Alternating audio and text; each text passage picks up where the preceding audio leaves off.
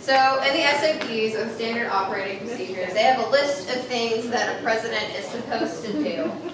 So I put them all in here, but you'll notice that I bolded 2 of them. We'll go ahead and run through all of them just so you're familiar, but these are the 2 important ones. So works with advisor and staff advisors of their own VOA and VOA presidents of the tiers above and below them. I work for Ella, but I also work for y'all guys, right? Appoints and supervises VOA vice presidents and additional optional VOA youth positions. That's your vice presidents and any other positions that you might choose to have. Like I have the webmaster, I have Jada, who just serves as member at large. Represents the VOA to scouting leadership at the same tier. So if you go to a council banquet, that would be an example of that. Leads the youth officer selection process and interviews. So once your term is over, it will be your job in the upcoming term to host those elections for your council VOA. Helps train and mentor presidents in lower tiers. So for you guys, that would be training unit presidents. We don't do that a whole lot right now. The hope is that eventually you guys will start interacting more with your crew so that you can become mentors to those crew presidents. Plans and leads regular meetings of the VOA. So that can be an in-person meeting, but if you have a VOA that's spread out, say like the area VOA, you might choose to do teleconferences. Assist VOA members with selection of subsidiary youth members.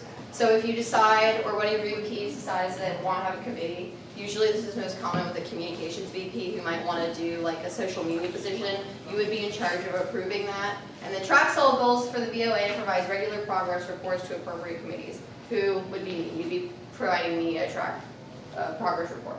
But that's not important. The 2 important ones are the motivates and coordinates vice presidents and tracks goals. Those are the really important ones.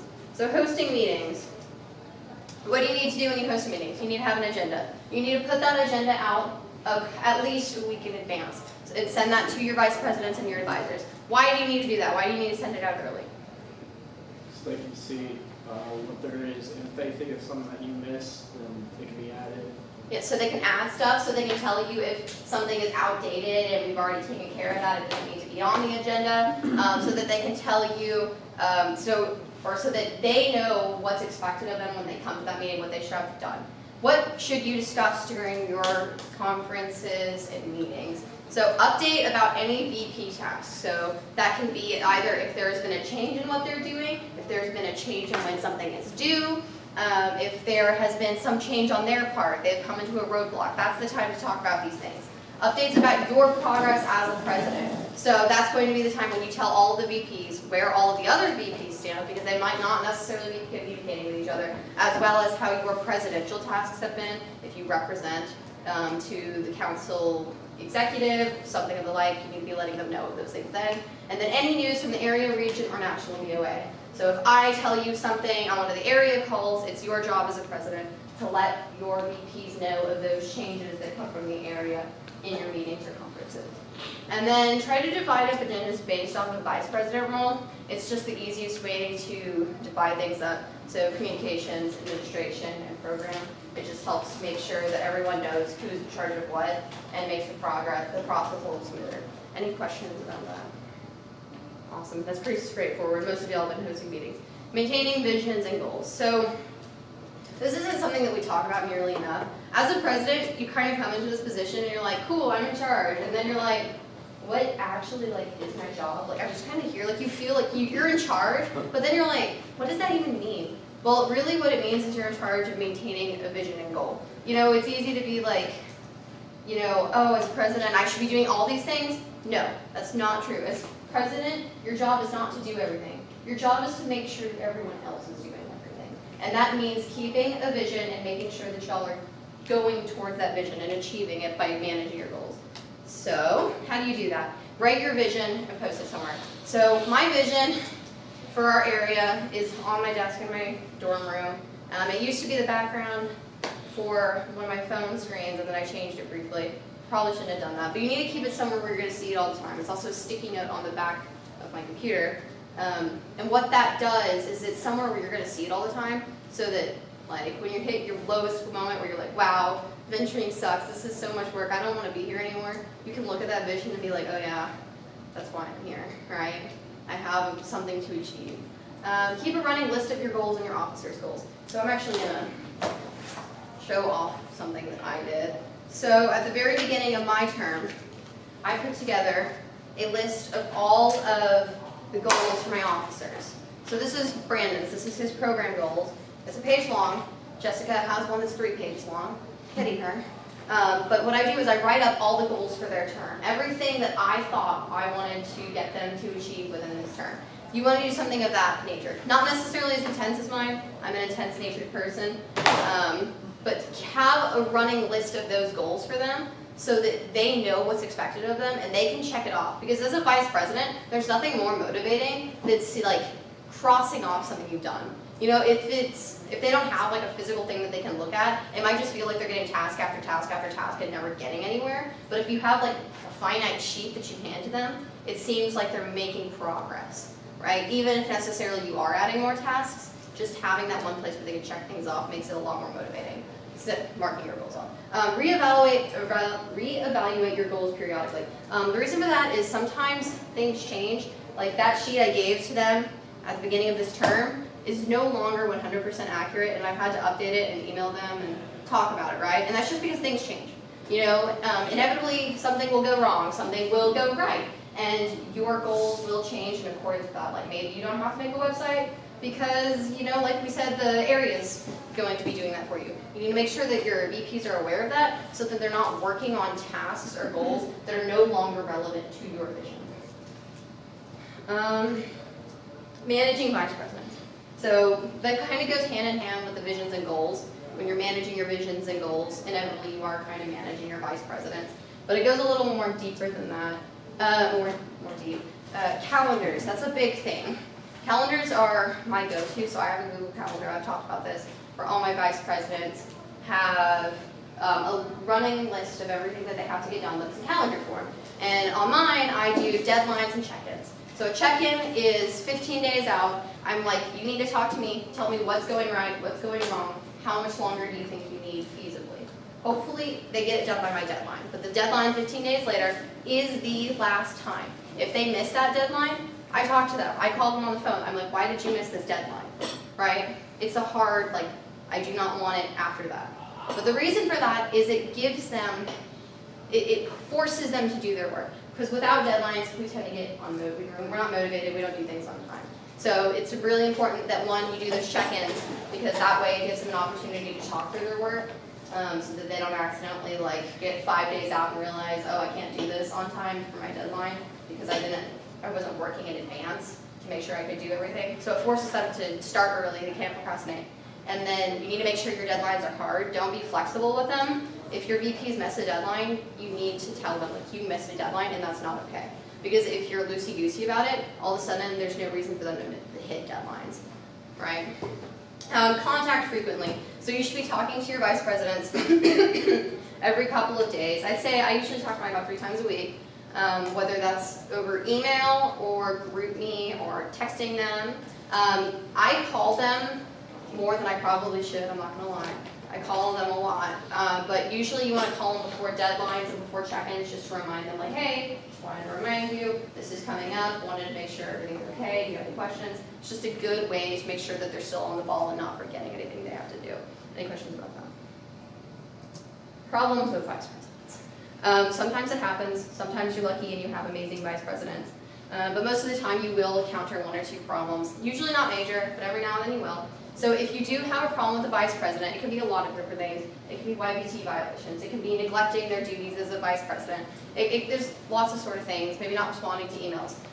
Confront them in writing. Why do we confront them in writing? If you confront them in writing, there's physical proof of what you did, right? Which means there's no doubt about, if there's a call, like, yeah, you can see a call, but there's no way for us to know for sure that what you were talking about on that call. If I send an email in words and I CC my advisor, there's no doubt about what was said in that email, right? You should politely address the problem, obviously. Don't be like super mean about it. Be like, hey, I have identified this problem. Here are the steps, I think, to solve this problem that we've been having. Send them that email. If that email persists, if that problem persists, that's when you would go to your advisor. So say, J-Dub doesn't do his work ever. I email him, he continues to not do his work. I go to Mr. Bush. I'm like, Mr. Bush, here's what J-Dub has been having a problem with. And from there, Mr. Bush will address J-Dub. right? And what that does is it keeps you from having any animosity between yourself and your VPs, because you are definitely in a position of power relative to them, but you also are not able to administer punishment. And that's really important. There's no youth on youth punishment in venturing or in scouts in general, which is why it's important that if you're having a problem that you think might merit some sort of punishment, you go to your advisor first, tell them your problem, tell them the steps you've taken with that physical proof. Hopefully you've been updating your advisor along the way, like in the form of CCing emails, and that way they can talk to your vice president and address it without necessarily creating a rift in your VOA. Anything that I missed on that? All right. Taking responsibility. So all of these wonderful things come with being a president. You get to represent a program you love, you get to work with a program you love, do all sorts of amazing things, but because you're the president, ultimately the responsibility for things falls on you. And that means that if there is a failure within your VOA, ultimately you get to own up to it. So regardless of who the problem is caused by, it's yours to own up to. So that's just a part of leadership positions in general, and the correct way, the right way. You're the head, so it's expected that you take the fall when things go wrong. So like if something happened and our orientation fell through, it would be my duty to be like, hi, Mr. Bush, I'm sorry, like our orientation fell through, here's why, it's my fault, here's what I'm gonna do in the future to make sure this doesn't happen. And that's just part of the job. It's, your VPs, sometimes they make mistakes, but ultimately it's your fault for not having adequately prepared them. Which it seems kind of like a harsh thing, and it definitely is, but that's just kind of like the price that comes with leadership. Anything to add on that? All right. And then being president is a thing. Oh, hold on. These are like my own personal tips. These aren't like things you need to know, but being a president can sometimes be a thankless job. You're here because you love venturing, and I say it can be a thankless job because sometimes it can be like, wow, I send out emails and my VPs never answer, or they don't want to do their work, and that's just kind of the shtick. You're gonna sometimes feel like you're not wanted, or like you're putting a whole lot of effort in and no one else is, or like you're putting effort in and it's amounting to nothing. It's just how it is, and you have to remember that you're here because you're passionate, not because you want it to be easy. But the other way of saying that is, we all do this because she's right, we love venturing. It's not because we're looking for someone to tell us things. And you get the thanks when you see ventures at events and they come up to you, they talk to you, or someone that you did not think could, they didn't think they could pull something off, maybe a presentation or planning a menu or helping to plan an event, and they do, they pull it off greatly, and they come tell you, thanks for having faith in them. That's when you get the payback. And that's really more valuable to you than just someone coming and saying thanks. So it's the results that you're looking for. That's where you get your payback from. Yeah. Other personal tip: you can't do everything. I tried. I really do try to do everything, and all it does is it makes you super stressed and sad, and it makes you start being like, am I doing? It's just bad spiral where you end up doing way more than you need to and sacrificing a lot of your things. I've inadvertently done it, staying up super late to balance both school and mentoring. You need to delegate, and you're not going to be as successful as you possibly could be unless you delegate. And that can be hard. That's hard for me. It's one of the things I've had to learn. But you really need to. And if you're ever having problems delegating, talk to your advisor. So there are different reasons you might have trouble delegating. Maybe you're just not used to delegating. Like you're like me, like to do everything yourself. Or maybe your vice presidents aren't responsive, and that makes you feel like you have to do everything. That's a moment when you want to talk to your advisor and kind of get them to actively support you in either reminding you to delegate or helping you make sure that your vice presidents are doing the work you're delegating to them, just so that you don't end up packing it all on yourself. You're a human being too. So sometimes life does get in the way of our venturing careers. For me, like school, I'm taking 18 hours, I'm having to balance that. Maybe with you it's family, maybe with you it's work. There's a lot of things that do get in the way, and if you have to take a break from venturing from your position, that's okay. So for me, sometimes I know I have to be like, okay, my schoolwork's piling up, I'm going to take this week off, I'm going to catch up on school, and then that weekend after it, I'll catch up on my venturing stuff, right? You can't expect it to be an on-call president all the time. It's just too much to ask, and life doesn't work that way. But if you do take a week or a weekend off, it's important that you let your officers and your advisor know where you are. You can't just go radio silent for a week and expect everything to be okay. So be like, hi, I have 7 exams this week, 2 papers due, and my life is falling apart. Can I take this week off from venturing? And then most of the time they'll be like, yeah, that's fine. You know, your life is your life. You have to do what you have to do, and it'll be okay. You just have to. You have to tell them before you do those things. Otherwise, it becomes a question of, where did our president go? What are we doing? Why are they responding? And that's not a good position to be in. And then push yourself further than you think you're capable of. And that's because a lot of times in life we like to play it safe, which is understandable. You know, we're like, oh, we'll never be able to do that. And I'm sure we're all guilty of it, just like underassuming what we can do. It's better to push and fail than to not push at all. You know, you miss 100% of the shots you don't take. So go ahead and try to do something that maybe you don't think your council will be successful in. Because even if you're not successful in it, you might possibly start something that will be finished in a later term. Like Jada, for example. Jada wanted to do a website during his term. Didn't happen, but he had the materials put together so that in my term, we're actually being successful in putting on a website. So while he might have failed within his term, in the grand scheme of things, no, he really didn't fail, right? Push even if you don't think you're going to achieve it. Cool? So we're going to go ahead. That's all I have to say. Unless any of the other presidents in the room have any advice. We've got a couple. I'd like to pass on a little bit. She talked on, you know, if you have an issue, bring it up, talk about it. And, you know, that's one thing that I'd like to really drive home is, you know, if you have an issue, you've got people to help you out. And if your issue is with your direct advisor or with one of your VPs or something like that, you've always got somebody above them to help out or as a sounding board.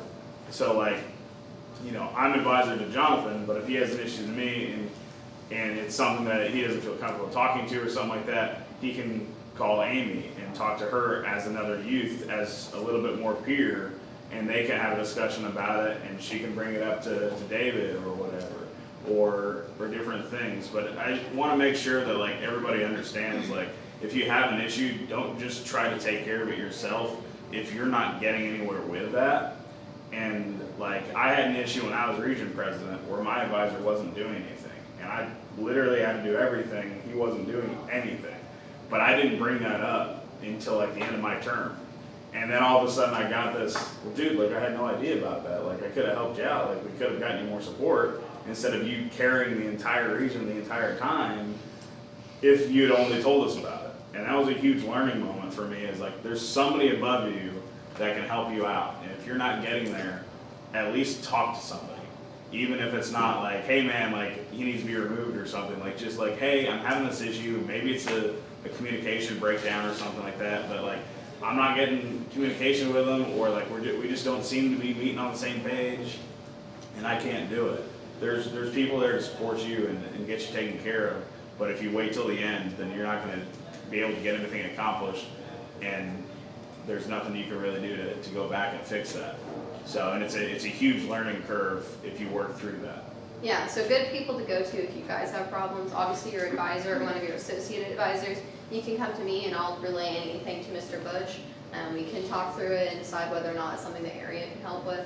So you do have people who support you if you have problems within your DOA at any level with any individual. There's also this one. And hi Ella. Can I talk? Yeah. Oh, yeah. I mean, like, I was just going to give y'all some advice that I have dealt with already as a region president, but Amy has already touched on it, but, like, I guess my 2 words of advice would be, like, yeah, if, like, I've had a lot of homework lately, and I've been, like, super stressed between, like, doing stuff, like, for scouts and then, like, trying to do my homework on top of that, so, don't, like, be afraid to, like, just tell your advisor, like, I'm just gonna like be a little late on this and I'm sorry or something, because at the end of the day, school comes first. Even though we may not always want school to come first, school comes first. So yeah, definitely remember that and like know like when you have to take a break even if you don't want to, I guess. And then with VPs, that's my second advice is like do not, like, if you have a VP who's not doing anything, or is just sitting there wanting the position or the title, do not be afraid to go up and like tell them to start working. And in the long run, like if you continue to have problems, talk to your advisor and see what the best solution could be, because it may be best to find another member upon your team that will serve better. Yeah. So And it can be sometimes hard to do that. Yes, like don't sit there and like be uncomfortable, like just do something. It may be a little rough, but like just do what's best for you and your team. So It's always better to have someone who's passionate and not the most qualified than someone who's super qualified and doesn't want to do anything. It's true. Experience is not the most defining characteristic of success. All right, anything else? I think that's everything. It's just kind of like some pro tips for y'all.